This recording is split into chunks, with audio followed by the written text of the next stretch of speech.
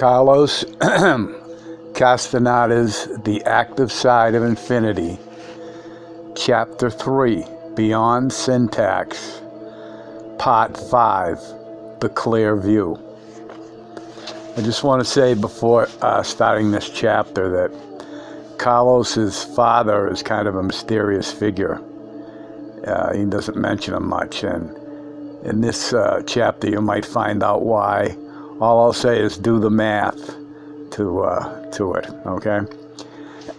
For the first time in my life, I found myself in a total quandary as to how to behave in the world. The world around me had not changed. It definitely stemmed from a flaw in me. Don Juan's influence in all the activities stemming from his practices into which he had engaged me so deeply were taking their toll on me and were causing in me serious incapacity to deal with my fellow man. I examined my problem and concluded that my flaw was my compulsion to measure everyone using Don Juan as a yardstick. Don Juan was, in my estimate, a being who lived his life professionally in every aspect of the term, meaning that every one of his acts, no matter how insignificant, counted. I was surrounded by people who believed that they were immortal beings, who contradicted themselves every step of the way. They were beings whose acts could never be accounted for. It was an unfair game. The cards were stacked against the people I encountered. I was accustomed to Don Juan's unalterable behavior, to his total lack of self-importance, and to the unfathomable scope of his intellect. Very few of the people I knew were even aware that there existed another pattern of behavior that fostered those qualities. Most of them knew only the behavioral pattern of self-reflection, which renders men weak and contorted. Consequently, I was having a very difficult time in my academic studies. I was losing sight of them. I tried desperately to find a rationale that would justify my academic endeavors. The only thing that came to my aid and gave me a connection, however flimsy, to academia was a recommendation that Don Juan had made to me once that warrior travelers should have a romance with knowledge, in whatever form knowledge was presented. He had defined the concept of warrior travelers, saying that it referred to sorcerers who, by being warriors, traveled in the dark sea of awareness. He had added that human beings were travelers of the dark sea of awareness, and that this earth was but a station on their journey. For extraneous reasons, which he didn't care to divulge at the time, the travelers had interrupted their voyage. He said that human beings were caught in a sort of eddy, a current that went in circles, giving them the impression of moving while they were, in essence, stationary. He maintained that sorcerers were the only opponents of whatever force kept human beings prisoners, and that by means of their discipline, sorcerers broke loose from its grip and continued their journey of awareness. What precipitated the final chaotic upheaval in my academic life was my incapacity to focus my interest on topics of anthropological concern that didn't mean a hoot to me, not because of their lack of appeal, but because they were mostly matters where words and concepts had to be manipulated, as in a legal document, to obtain a given result that would establish precedence. It was argued that human knowledge is built in such a fashion, and that the effort of every individual was a building block in a construction system of knowledge. The example that was put to me was that of the legal system by which we live, and which is of invaluable importance to us. However, my romantic notions at the time impeded me from conceiving of myself as a barrister at anthropology. I had bought lock, stock, and barrel the concept that anthropology should be the matrix of all human endeavor, or the measure of man. Don Juan, a consummate pragmatist, a true warrior traveler of the unknown, said that I was full of prunes. He said that it didn't matter that the anthropological topics proposed to me were maneuvers of words and concepts, that what was important was the exercise of discipline. It doesn't make any difference, he said to me one time, how good a reader you are and how many wonderful books you can read.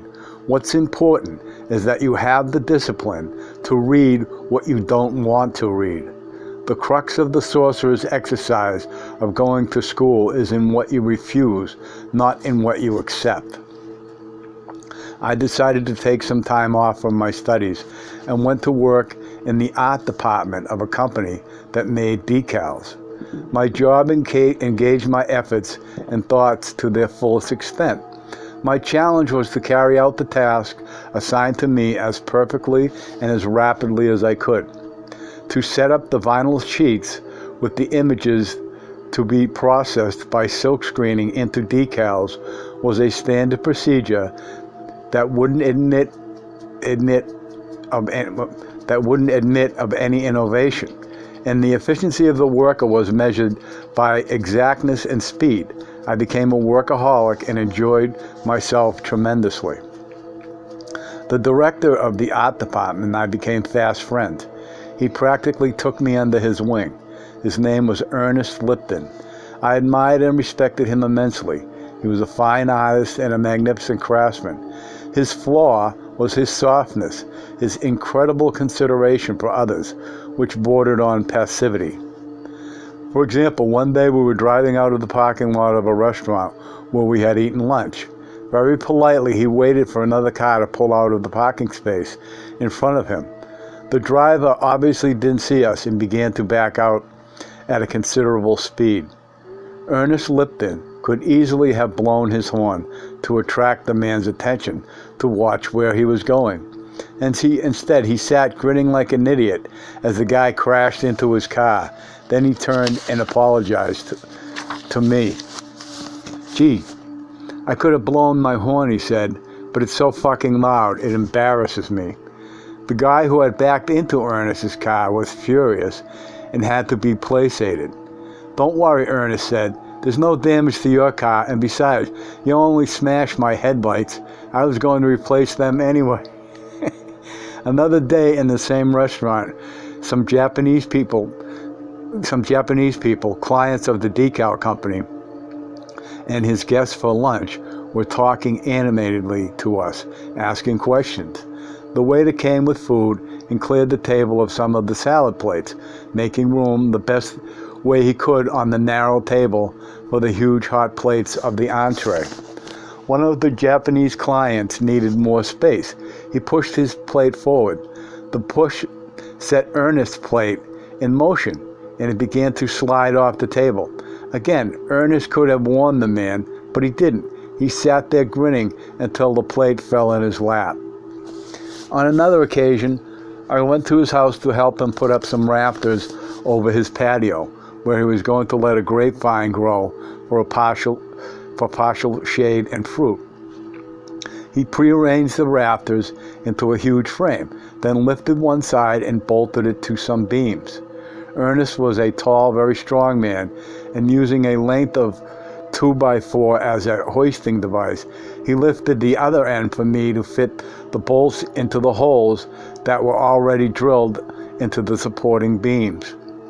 But before I had a chance to put in the bolts, there was an insistent knock on the door, and Ernest asked me to see who it was while he held the frame of rafters.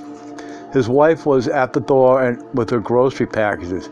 She engaged me in a lengthy conversation, and I forgot about Ernest. I even helped her put her groceries away. In the middle of arranging her celery bundles, I remembered that my friend was still holding the frame of rafters, and knowing him, I knew that he would still be at the job, expecting everybody else to have the consideration that he himself had. I rushed desperately to the backyard, and there he was, on the ground. He had collapsed from the exhaustion of holding the heavy wooden frame. He looked like a rag doll. He had to call his friends to lend a hand and hoist up the frame of rafters. He couldn't do it anymore. He had to go to bed. He thought for sure he had a hernia. The classic story about Ernest Lipton was that one day he went hiking for the weekend in the San Bernardino Mountains with some friends. They camped in the mountains for the night while everybody was sleeping. Ernest went to the bushes, and being such a considerate man, he walked some distance from the camp so as to not to bother anybody. He slipped in the darkness and rolled down the side of the mountain. He told his friends afterward that he knew for a fact that he was falling to his death at the bottom of the valley.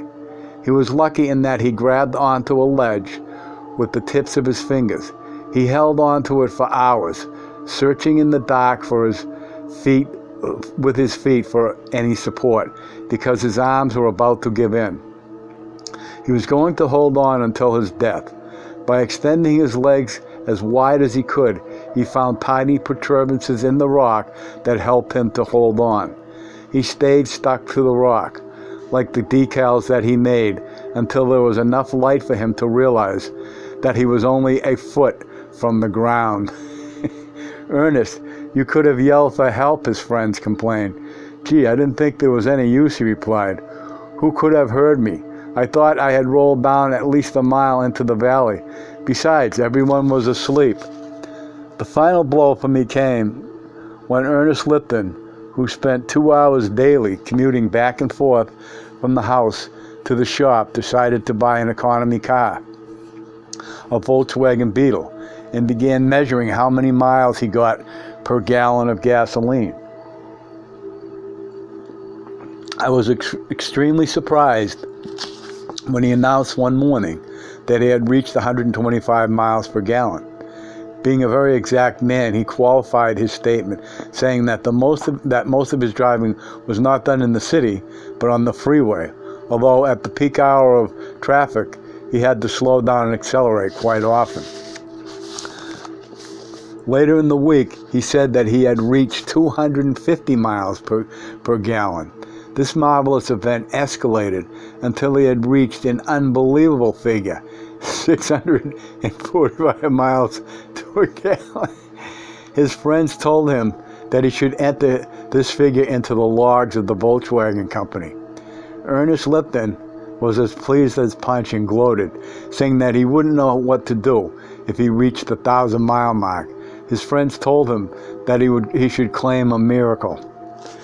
This extraordinary situation went on until one morning when he caught one of his friends, who for months had been playing the oldest gag in the book on him, adding gasoline to his tank.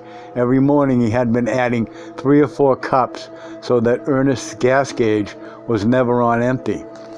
Ernest Lipton was nearly angry. His harshest comment was, "Gee, is this supposed to be funny?" I had known for weeks that his friends were playing that gag on him, but I was unable to intervene. I felt that it was none of my business. The people who were playing the gag on Ernest Lipton were his lifelong friends. I was a newcomer. When I saw his look of disappointment and hurt, and his incapacity to get angry, I felt a wave of guilt and anxiety. I was facing again an old enemy of mine. I despised Ernest Lipton, and at the same time I liked him immensely. He was helpless. The real truth of the matter was that Ernest Lipton looked like my father. His thick glasses and his receding hairline, as well as the stubble of graying beard that he could never quite shave completely, brought my father's features to mind. He had the same straight, pointed nose and pointed chin. But seeing Ernest Lipton's inability to get angry and punch the jokers in the nose was what really clinched his likeness to my father for me and pushed it beyond the threshold of safety. I remembered how my father had been madly in love with the sister of one of my friends. I spotted her one day in a resort town holding hands with a young man. Her mother was with her as a chaperone. The girls seemed so happy. The two young people looked at each other enraptured. As far as I could see, it was love at its best. When I saw my father, I told him, relishing every instant of my recounting with all the malice of my 10 years, that his girlfriend had a real boyfriend. He was taken aback. He didn't believe me. But have you said anything at all to the girl? I asked him daringly. Does she know that you are in love with her? Don't be stupid, you little creep, he snapped at me. I don't have to tell any woman any shit of that sort, like a spoiled child. He looked at me petulantly, his lips trembling with rage. She's mine. She should know that she's my woman without my having to tell her anything. He declared all this with the certainty of a child who has had everything in life given to him without having to fight for it. At the apex of my form, I delivered my punchline. Well, I said, I think she expected someone to tell her that, and someone has just beaten you to it.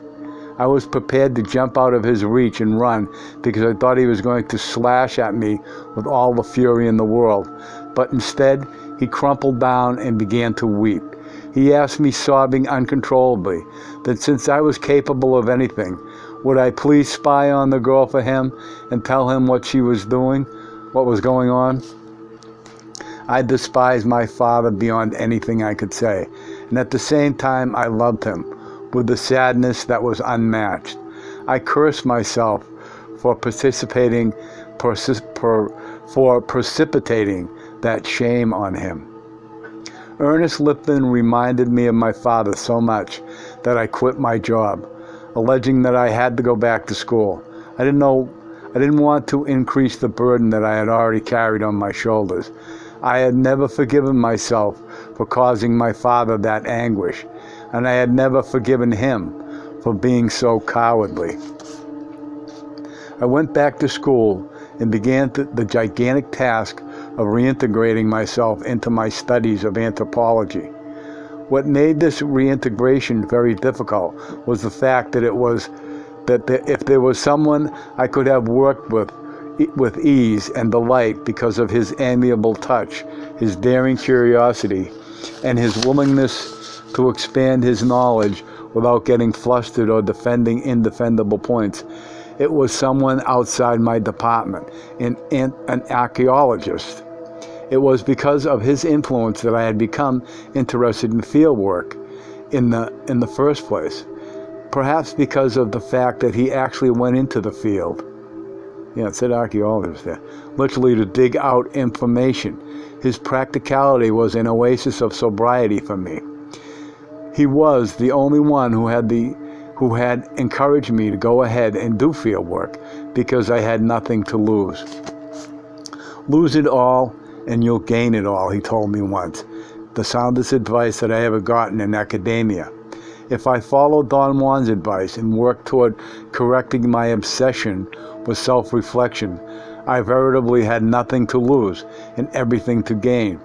But this possibility hadn't been in the cards for me at the time. When I told Don Juan about the difficulty I had encountered in finding a professor to work with, I thought that his reaction would be his reaction to what I had said was vicious. I thought that his reaction to what I said was vicious. He called me a petty fart and worse. He told me what I already knew, that if I were not so tense, I would have worked successfully with anybody in academia or in business. Warrior travelers don't complain, Don Juan went on.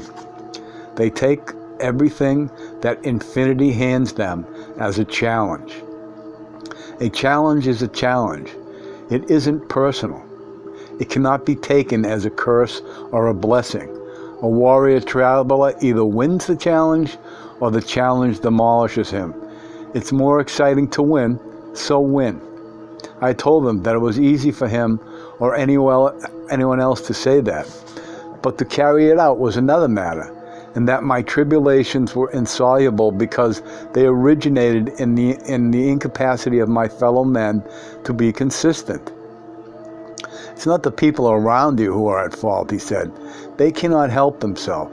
The fault is with you, because you can help yourself, but you are bent on judging them at a deep level of silence. Any idiot can judge. If you judge them, you will only get the worst out of them. All of us human beings are prisoners, and it is in that prison that makes us act in such a miserable way. Your challenge is to take people as they are. Leave people alone. You are absolutely wrong this time, Don Juan, I said. Believe me, I have no interest whatsoever in judging them or entangling myself with them in any way. You do understand what I'm talking about, he insisted doggedly. If you're not conscious of your desire to judge them, he continued, you are in even worse shape than I thought. This is the flaw of warrior travelers when they begin to resume their journeys. They get cocky, out of hand. I admitted to Don Juan that my complaints were petty in the extreme. I knew that much. I said to him that I was confronted with daily events that had the nefarious quality of wearing down all my resolve, and that I was embarrassed to relate to Don Juan the incidents that weighed heavily on my mind. Come on, he urged me. Out with it. Don't have any secrets from me. I'm an empty tube.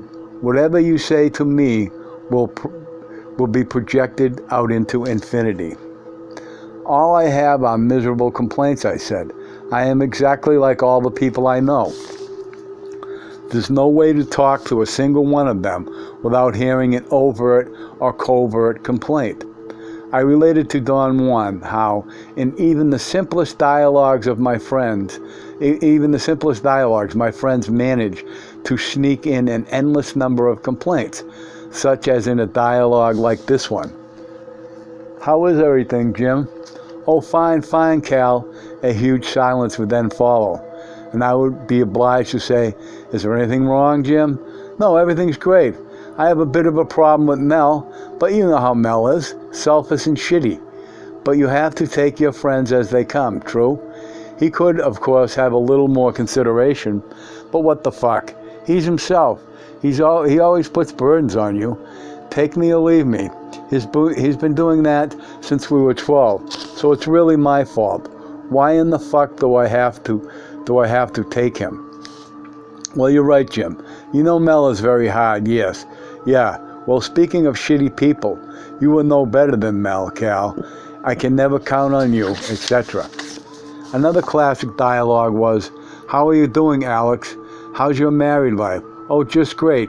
For the first time, I'm eating on time, home-cooked meals, but I'm getting fat. There's nothing for me to do except watch TV.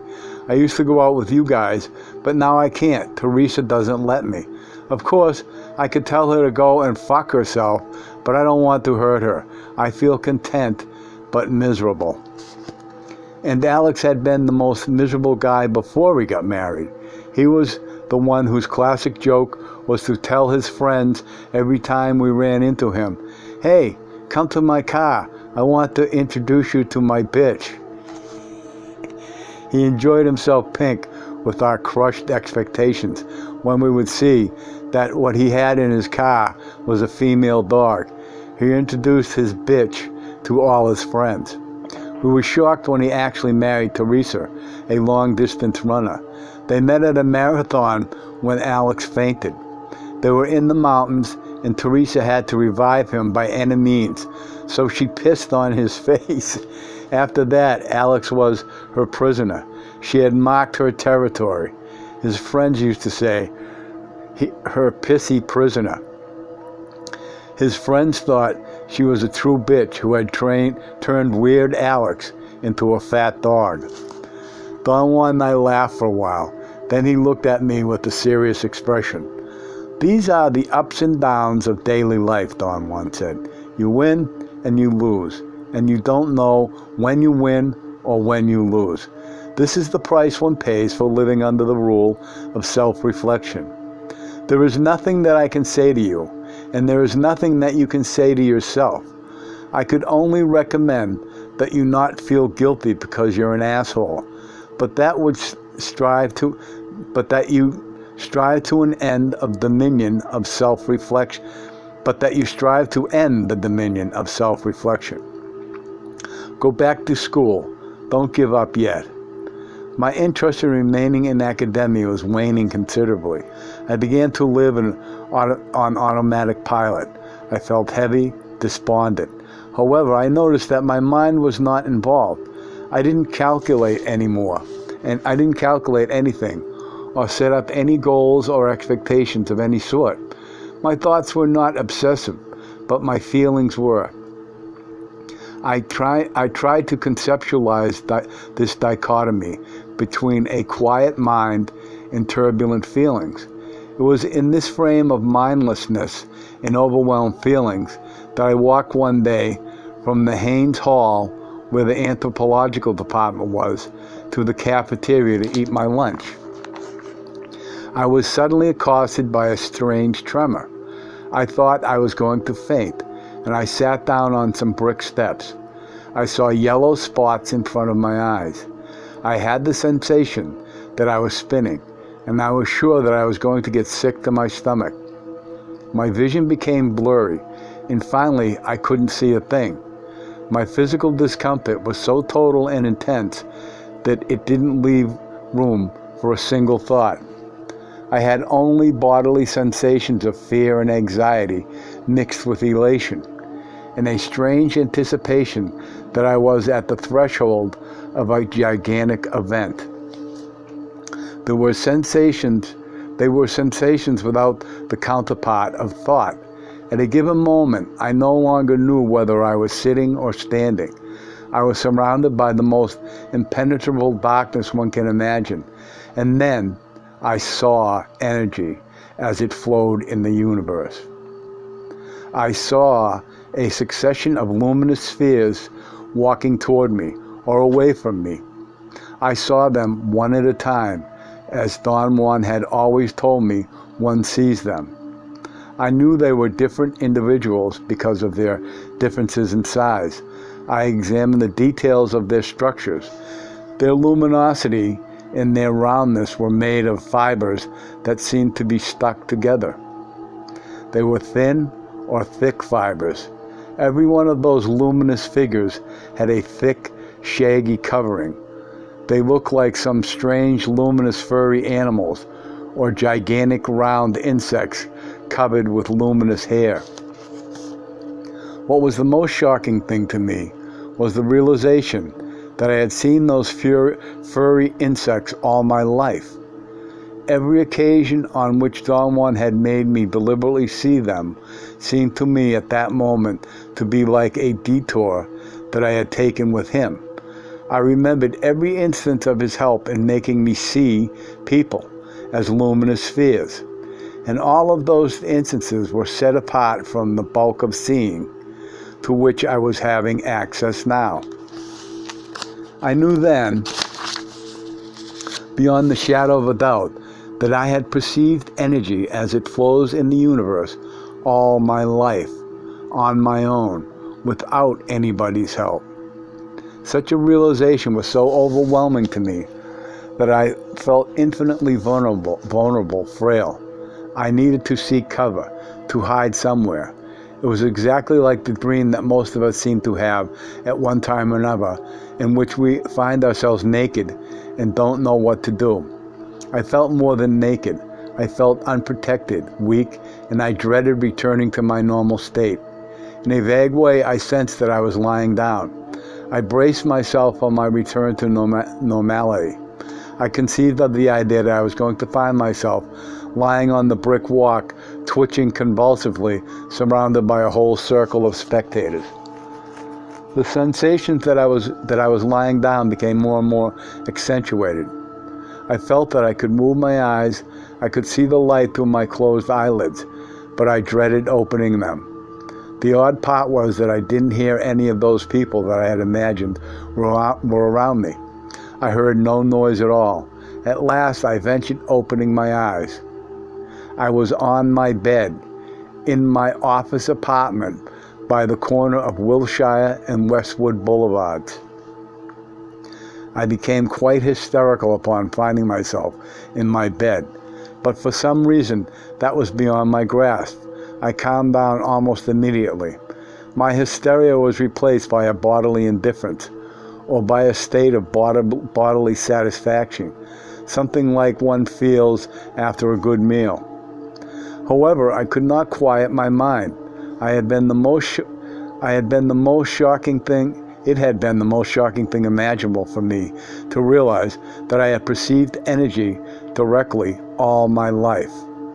How in the world could it have been possible that I hadn't known? What had been preventing me from gaining access to the fact of my being, to that facet of my being? Don Juan had said that every human being has the potential to see energy directly. What he hadn't said was that every human being already sees energy directly, but doesn't know it. I put that question to a psychiatrist friend. He couldn't shed any light on my quandary. He thought that my reaction was the result of fatigue and overstimulation. He gave me a prescription for Valium and told me to rest. I hadn't dared to mention to anyone that I had woken up in my bed without being able to account for how I had gotten there. Therefore, my haste to see Don Juan was more than justified. I flew to Mexico City as soon as I could, rented a car, and drove to where he lived. "You've done all this before," Don Juan said, laughing, when I narrated my mind-boggling experience to him. "There are only two things that are new. One is that now you have perceived energy all by yourself. What you did was to stop the world. And then you realize that you have always seen energy as it flows in the universe, as every human being does, but without knowing it deliberately. The other thing is that you have traveled from your inner silence all by yourself.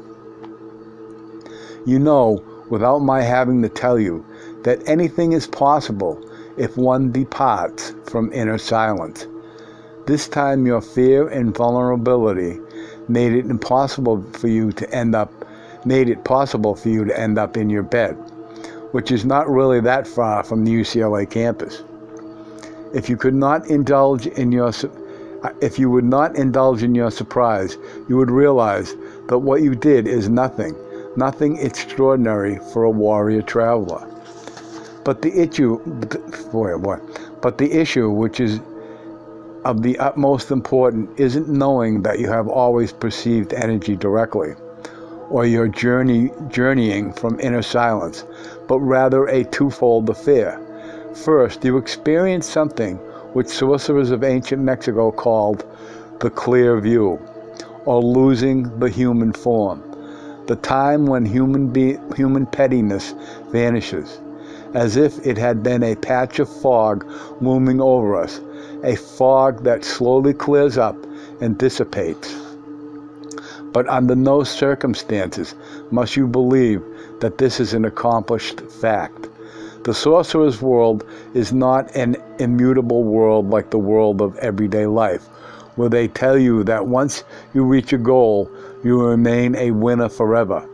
In the sorcerer's world, to arrive at a certain goal means that you have simply acquired the most efficient tools to continue your fight, which, by the way, will never end.